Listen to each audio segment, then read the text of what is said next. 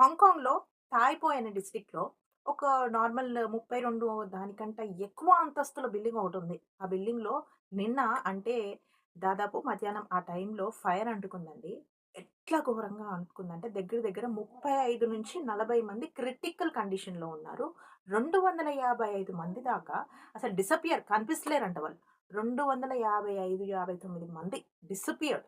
ఎందుకంటే ఫాగ్‌లో చిక్కుకొని 16 గంటల నుంచి ఫైర్ ఇన్సిడెంట్ జరిగింది వచ్చింది నాకు. అదొక కోర్ట్ కాంప్లెక్స్. నార్మల్ కాంప్లెక్స్ లాంటి బిల్డింగ్ అనమాట. చాలా అన్‌సేఫ్టీ మెజర్స్ యూజ్ చేశారంట. 16 గంటల నుంచి ఫైర్ వాళ్ళు ఎంత ఘోరంగా వాటర్ వదిలి, ఎంత ఆర్పుదామని ట్రై చేస్తున్నా 16 అవర్స్ దాకా ఆ మంట అలాగే మండుతూ ఉంది. అలాంటి సిట్యుయేషన్‌లో జనాలు అందులో ఉండి దాదాపు 259 మంది దాకా డిసపియర్ అయిపోయారు. కనిపించని సిట్యుయేషను, వాళ్ళ ఐడెంటిటీస్ కనిపించకపోవడము, సో వెతకడము ఇదే నడుస్తుంది. ఇప్పుడైతే మంట చల్లారింది. కానీ ఎట్లా అంటుకుంది అనేది చూసుకున్నారు. ఏంటి అనంటే అక్కడ ఫోమ్ ప్యానెల్స్ ఉంటాయి గదా! నార్మల్‌గా ఫోమ్ బిల్డింగ్స్‌లో వాడుతుంటారు. వాటిని అలాగే బాంబూ స్టిక్స్‌ని అన్‌ఫోల్డ్ చేసి పెట్టడము. దీనివల్ల అక్కడ ఫైర్ అనుకుంది చూడండి. ఇది వరల్డ్‌లోనే పెద్ద న్యూస్ అయిపోయింది. ట్రంప్ కంటే కూడా పెద్ద న్యూస్ అన్నమాట. సో, ఇలాంటి న్యూస్ అంతా కూడా మీరు తెలుసుకోవాలంటే ఏం చేయాలి? జస్ట్ సబ్స్క్రైబ్ చేసుకోండి. అలాగే ఫాలో కొట్టేయండి.